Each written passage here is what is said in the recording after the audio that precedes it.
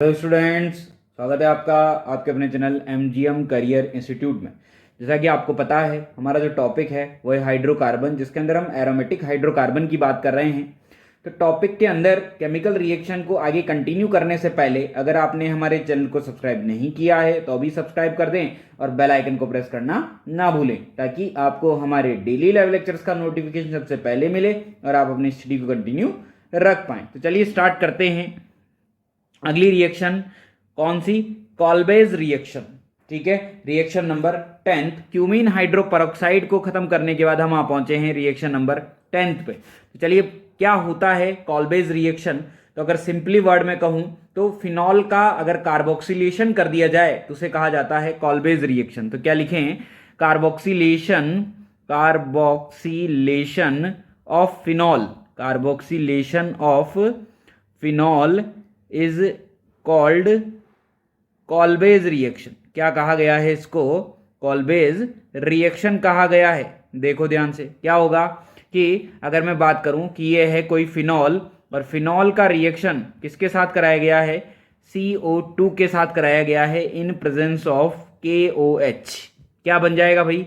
यहां पे बन जाता है this is the OH and this is the COOH। एक बार कार्बोक्सिलिक एसिड पैरा पे लग जाएगा, एक बार ऑर्थो पे लग जाएगा, तो दोनों प्रोडक्ट यहाँ पे बन जाएंगे। बोलो क्लियर हुआ कि नहीं हुआ? तो कहने का मतलब हमने क्या करा दिया? कार्बोक्सिलेशन करा दिया, CO2 का अटैक करा दिया, CO2 को ऐड कर दिया। किस तरीके से होगा ये रिएक्शन? देखो ध्यान से, मैकेनिज्म पे अगर आ जाएं तो दिस इज द फिनॉल, यहां पर फिनॉल OH। क्लियर हुआ कि नहीं हुआ? सबसे पहले क्या होगा? KOH, क्या यहां से H निकाल लेगा, एसिड बेस रिएक्शन हो जाएगी, वाटर निकल जाएगा और ये बन जाएगा दिस इज द O-K+। बोलो बनेगा कि नहीं बनेगा? अगली स्टेप में क्या होने वाला है भाई? अगली स्टेप में हम CO2 को यूज करने वाले हैं। तो CO2 में क्या होगा कि ऑक्सीजन का लोन पेयर या नेगेटिव चार्ज रेजोनेंस में पार्ट ले रहा है, जो कि कार्बन पे क्या बना रहा है? Negative charge. अगर कार्बन पे माइनस है तो कार्बन पे माइनस अनस्टेबल है, तो इसका मतलब ये ज्यादा रिएक्टिव होगा। दैट मीन्स ये कहां अटैक कर देगा? इस कार्बन पे अटैक कर देगा और बॉन्ड का शिफ्टिंग हो जाएगा। बोलो होगा कि नहीं होगा? क्या बन जाएगा? यहाँ पे डबल बॉन्ड, यहाँ पे डबल बॉन्ड, यहाँ पे double bond O and this is the CO negative and this is the double bond O। बोलो बन जाएगा कि नहीं बन जाएगा? फाइनली क्या होगा भाई? फाइनली ये होगा कि यहाँ का जो हाइड्रोजन है वो आपस से क्या कर लेगा? इन प्रेजेंस ऑफ KOH वो आपस से टोटोमेरिज्म कर लेगा। अगर वो टोटोमेरिज्म करता है तो क्या बना लेगा? वो बना लेगा दिस इज द O- और यहाँ पे आ जाएगा क्या? K+ और साथ में CO- डबल बॉन्ड O। तो यहाँ पर क्या होता है? एक कॉन्जुगेशन बन जाता है कुछ इस तरीके से कि यहाँ पर एक आयनिक इंटरेक्शन रहता है। क्या रहता है भाई? आयनिक इंटरेक्शन। फिर फाइनली जब आप क्या करेंगे, आप यहाँ पर जब वाटर डाल देंगे, क्या डाल देंगे भाई? यहाँ पे जो आपने वाटर निकाला था, जब आप उसको वापस से ऐड करेंगे तो फाइनली जो आंसर आ जाएगा वो क्या आ जाएगा? This is the OH and this is the COOH। यही एक बार ऑर्थो पे भी आ सकता है, तो यही एक बार पैरा पे भी आ सकता है। This is the Kolbe's reaction. बोलो क्लियर हुआ कि नहीं हुआ? इस तरीके से रिएक्शन कंप्लीट किया जा सकता है। ठीक है, चलिए आगे बढ़ते हैं नेक्स्ट रिएक्शन की तरफ। रिएक्शन नंबर 11 पे आ जाते हैं। रिएक्शन नंबर 11 में क्या कहा गया है? This is the reaction number 11 is the reamer टीमन reaction. कौन सी है भाई? रिमर टीमन रिएक्शन अगला जो है वो आ जाता है। तो देखो ध्यान से, क्या होगा रिमर टीमन के अंदर कि अगर हम बात करें किसकी, इसको किसके लिए यूज किया जाता है, सबसे पहले तो किसकी बात करें कि इसको किसके लिए यूज किया जाता है, किसको बनाया जाता है, तो हम लिख सकते हैं क्या? Used for formylation of phenol. कहने का मतलब फिनॉल का क्या कराया जाता है? फॉर्माइलेशन कराया जाता है बाय यूजिंग किसकी हेल्प से? By using alkaline CHCl3। That means हम फिनॉल का फॉर्माइलेशन कराने वाले हैं क्लोरोफॉर्म के प्रेजेंस में या क्लोरोफॉर्म के साथ बेसिक मीडियम में। मतलब हम फिनॉल लेने वाले हैं, फिनॉल का रिएक्शन किसके साथ कराने वाले हैं? क्लोरोफॉर्म के साथ इन प्रेजेंस ऑफ KOH। तो यहां पर क्या हो जाएगा भाई? यहां पर फॉर्मेल्डिहाइड क्या हो जाएगा? कनेक्ट हो जाएगा। कहने का मतलब यहां पर भी CHO आ जाएगा और यहाँ पर भी क्या आ जाएगा, CHO आ जाएगा, जिसे क्या कहा गया है, जिसे कहा गया है फॉर्माइलेशन। किस तरीके से ये ऐड होगा इसकी बात हम कर लेते हैं, देखो ध्यान से। क्या है, सबसे पहले यहाँ पे CH Cl and Cl, this is the chloroform, और आपने लिया है KOH। क्या होगा, यहाँ से एसिडिक H निकाल लेगा। अगर यहाँ से एसिडिक H निकालता है तो ये बन जाएगा क्या, this is the K plus CCl3 minus KOH की जगह में NaOH भी ले सकते थे, प्लस साथ में क्या बाहर निकल जाएगा, वाटर बाहर निकल जाएगा। जैसे ही यहाँ पर CCl3 कार्बन पे माइनस आया तो कार्बन पे माइनस अनस्टेबल होता है, अपना एक बॉन्ड तोड़ देगा और क्या बना लेगा, इससे भी रिएक्टिव बना लेगा CCl2, जिसे कहा जाता है, क्या कहा जाता है भाई, इसको कहा जाता है डाइक्लोरो कार्बीन। क्या कहा जाता है इसको, डाइक्लोरो कार्बीन, जो कि एक इलेक्ट्रोफाइल की तरह काम करता है। किसकी तरह काम करता है, इलेक्ट्रोफाइल की तरह, क्योंकि ऑक्टेट इनकम्प्लीट है। क्लियर हुआ कि नहीं हुआ। अगर ये इलेक्ट्रोफाइल की तरह बिहेव कर रहा है तो फिर क्या हो जाएगा, जो सामने फिनॉल है, phenol, this is the phenol, phenol भी क्या कर रहा है, बेसिक मीडियम में रिएक्ट कर रहा है। किसके साथ, इसके साथ। बोलो कर रहा है कि नहीं कर रहा। क्या बना रहा है, वो बना रहा है, this is the O minus, बोलो बना रहा है कि नहीं बना रहा, और साथ में K प्लस। क्लियर। अगली स्टेप में क्या होगा, ये तो है न्यूक्लियोफाइल, और अगली स्टेप में हम ले आए हैं इलेक्ट्रोफाइल को। बोलो ले आए कि नहीं ले आए, इलेक्ट्रोफाइल को हम यहां पर ले आए हैं। क्या होगा, ये रेजोनेंस होगा एक बार ऑर्थो पे, एक बार पैरा पे, एक बार ऑर्थो पे, एक बार पैरा पे।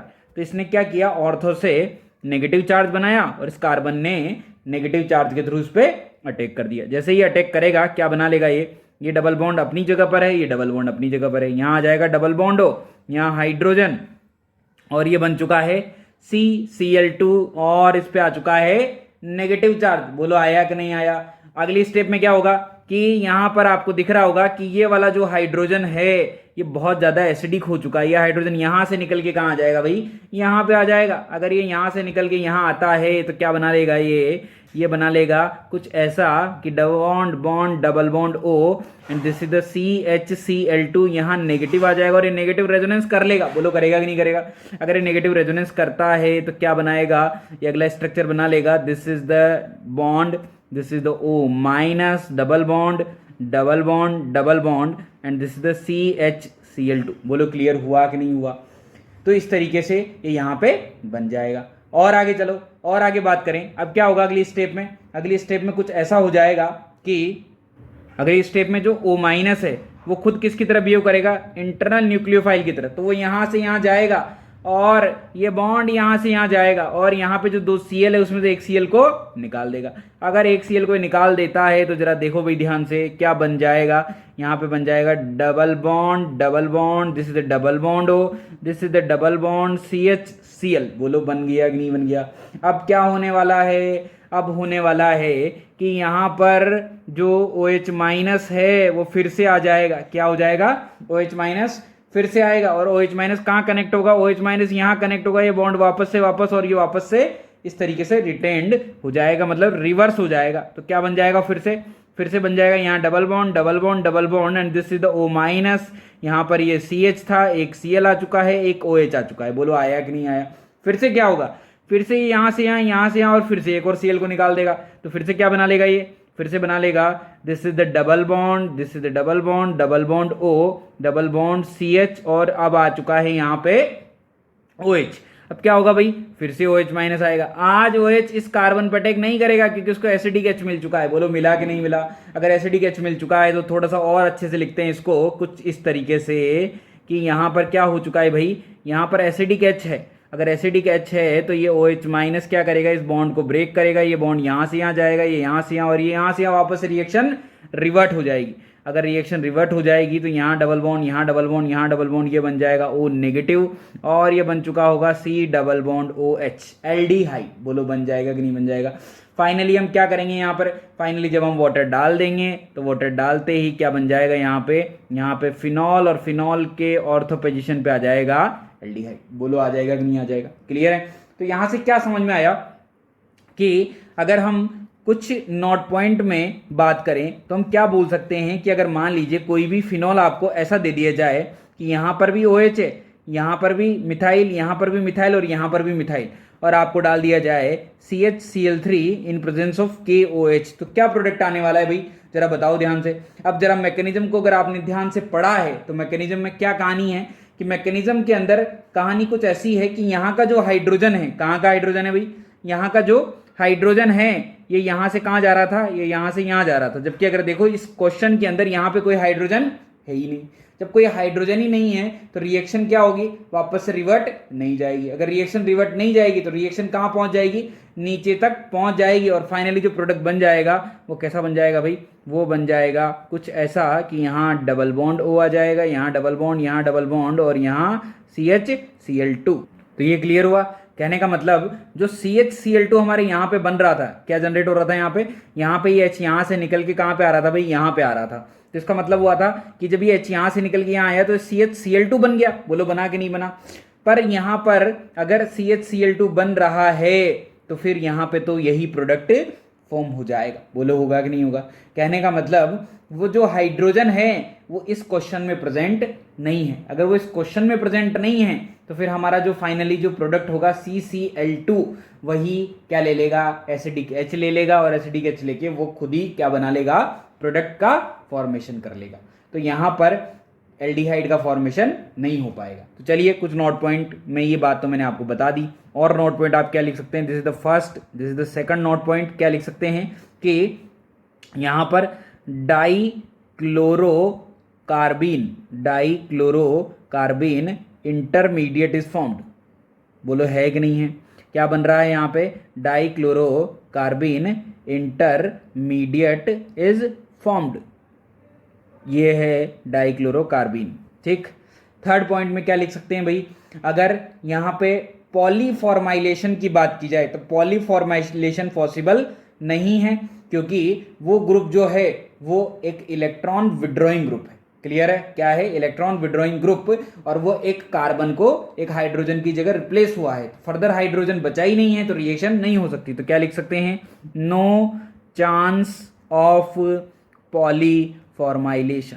क्लियर है, क्या, नो चांस ऑफ पॉलीफॉर्माइलेशन। अगले पॉइंट में क्या लिख सकते हैं कि जो ऑर्थो प्रोडक्ट होता है वो डोमिनेंट होता है ओवर पैरा के। Ortho product dominant, ortho product dominant over para because, क्यों होता है, क्या कारण है। तो ए पॉइंट में लिख सकते हैं पहली बार तो कि ऑर्थो कितना है, 2 ऑर्थो बन सकता है। बोलो बन सकता है कि नहीं बन सकता, 2 ortho and 1 para probability factor. बोलो है कि नहीं है, मतलब 2 ऑर्थो और एक पैरा के बनने की प्रोबेबिलिटी है, ऑर्थो के बनने की प्रोबेबिलिटी ज़्यादा है। इसके अलावा जो ऑर्थो होता है वहाँ पे क्या हो रहा है, चिलेशन हो रहा है, chelation at ortho position. Clear हुआ कि नहीं हुआ। पैरा प्रोडक्ट कब डोमिनेंट हो सकता है, जब कोई ऑर्थो ऑलरेडी सब्स्टिट्यूटेड हो। तो क्या लिख सकते हैं, para product dominant, para product क्या हो रहा है, डोमिनेंट हो सकता है when both ortho is substituted. कहने का मतलब जब दोनों के दोनों जो ऑर्थो हैं वो सब्स्टिट्यूटेड हो तो क्या बन सकता है, पैरा बन सकता है। क्लियर हुआ। तो इस तरीके से हम कुछ क्वेश्चन, कुछ एग्जाम्पल ले सकते हैं। लाइक जैसे मैंने यहाँ पे दिया OHCH3 in presence of CHCl3 and KOH या फिर NaOH। तो प्रोडक्ट दोनों बन सकते हैं, ये OH, ये CH3, यहाँ पे क्या आ जाएगा CHO, और साथ में पैरा भी बन जाएगा। पर ये क्या हो जाएगा मेजर, ये क्या हो जाएगा माइनर। बोलो हो जाएगा कि नहीं हो जाएगा। पर अगर क्या हो जाए, कुछ एग्जाम्पल ऐसा आ जाए कि ये बेंजीन, यहाँ पे OH, यहाँ मिथाइल, और क्या डाला गया chloroform in presence of KOH। तो आंसर क्या आ जाएगा, यहाँ OH, यहाँ मिथाइल और यहाँ बन जाएगा एल्डिहाइड। बोलो बनेगा कि नहीं बनेगा। क्लियर है कहानी। तो इस तरीके से इन क्वेश्चंस को हम कर सकते हैं। चलिए और आगे बढ़ते हैं। इसी के साथ ये जो रायमर-टिमन रिएक्शन थी वो कंप्लीट हो जाती है। इसमें बस एक खास रिएक्शन आती है जिसको हम नोट पॉइंट में लिख सकते हैं, लाइक नोट पॉइंट नंबर 6 की फॉर्म में लिख सकते हैं। अगर मान लीजिए कि फिनॉल है, क्या है भाई, फिनॉल, और फिनॉल का रिएक्शन क्लोरोफॉर्म की जगह CCl4 कार्बन टेट्राक्लोराइड के साथ बेसिक मीडियम में कराया गया है, तो आप ध्यान से देखो ऊपर जो रिएक्शन थी उसके अंदर कितने क्लोरीन थे, 3 क्लोरीन थे, तो कितने OH जो अटैक हुए, कितने OH का एडिशन हुआ, 2 OH का एडिशन हुआ, और वहां से क्या निकल गया, वाटर निकल गया, तब जाके क्या बना होगा, एल्डिहाइड बना होगा। मतलब एल्डिहाइड तभी आया होगा जब 2 OH ने अटैक किया था। अब यहाँ पर कितने OH अटैक करने वाले, 3 OH अटैक करने वाले। अगर यहाँ 3 OH अटैक करने वाले हैं तो ध्यान से देखो कि क्या पहले ये बन जाना चाहिए था कि डबल बॉन्ड हो, डबल डबल, और यहाँ बन जाना चाहिए CCl3, बोलो बनना चाहिए, एक Cl तो निकल गया और क्या बन जाना चाहिए था, CCl3 बन जाना चाहिए, और इन 3 Cl की जगह अगर KOH अटैक कर दे तो क्या आ जाएगा, यहाँ पे डबल बॉन्ड हो, COH OH OH, बोलो बन जाएगा कि नहीं बन जाएगा, और 3 OH अनस्टेबल, तो वाटर निकल जाएगा कि नहीं निकल जाएगा, अगर वाटर निकलेगा और ये टोटोमेरिज्म हो जाएगा तो यहाँ वापस से फिनॉल आ जाएगा और यहाँ आ जाएगा कार्बोक्सिलिक एसिड, जो कि पैरा पे भी बन सकता है। तो अगर क्लोरोफॉर्म की जगह CCl4 ले लिया जाए तो भी प्रोडक्ट का फॉर्मेशन हो सकता है। क्लियर है। इसी तरीके से अगला जो टॉपिक आ जाता है रिएक्शन नंबर 12, रिएक्शन नंबर 11 के बाद, this is the reaction number 11, Reimer Tiemann. उसके बाद हमारा जो लास्ट टॉपिक बच जाता है एरोमेटिक कंपाउंड का, वो है कि एरोमेटिक जो कंपाउंड होते हैं उनका पार्शियल रिडक्शन भी किया जा सकता है। तो क्या लिख सकते हैं पॉइंट नंबर 12 के अंदर, पार्शियल रिडक्शन ऑफ नाइट्रोबेंजीन। कहने का मतलब इसका क्या किया जा सकता है भाई, पार्शियल रिडक्शन किया जा सकता है। तो किस तरीके से पार्शियल रिडक्शन करेंगे, देखो ध्यान से।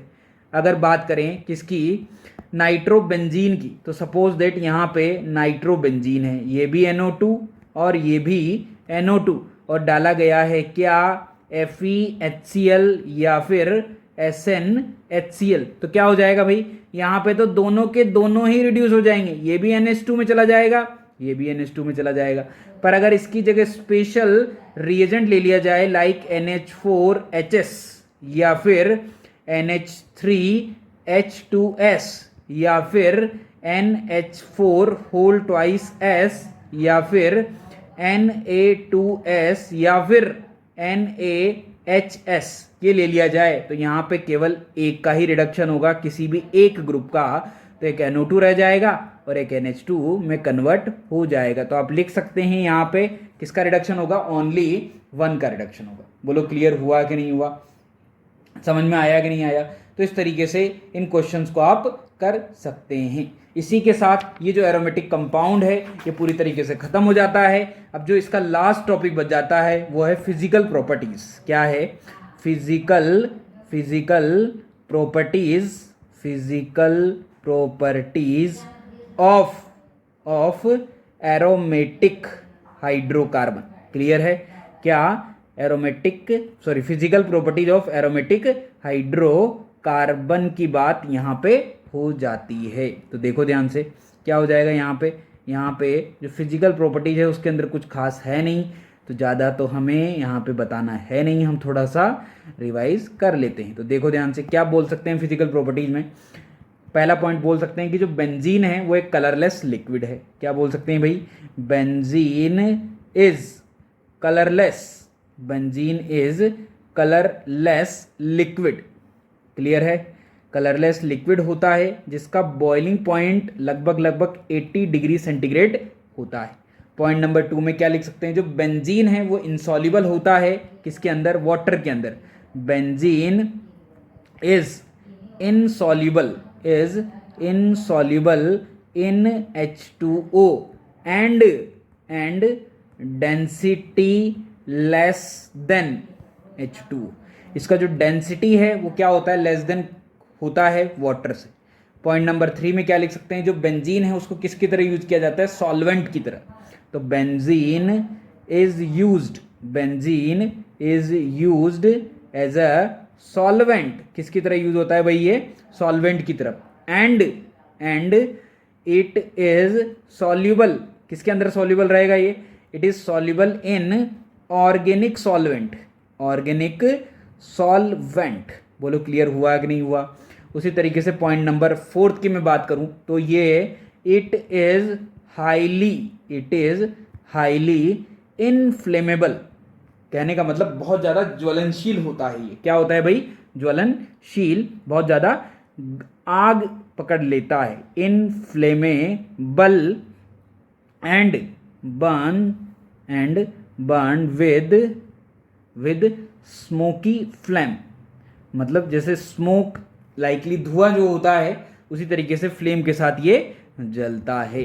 तो इस तरीके से जो इसकी फिजिकल प्रॉपर्टीज थी ये भी पूरी तरीके से कंप्लीट हो जाती है, और जो एरोमेटिक हाइड्रोकार्बन था वो भी कंप्लीट हो जाता है, और हाइड्रोकार्बन के जो चारों पार्ट हैं एल्केन, एल्कीन, एल्काइन और एरोमेटिक हाइड्रोकार्बन वो पूरी तरीके से कंप्लीट हो जाता है। मतलब हमारा जो फर्स्ट चैप्टर है हाइड्रोकार्बन वो पूरी तरीके से कंप्लीट हो गया है। तो thank you students, next time मिलेंगे नेक्स्ट चैप्टर के साथ, नए चैप्टर के साथ। तब तक के लिए थैंक यू स्टूडेंट्स।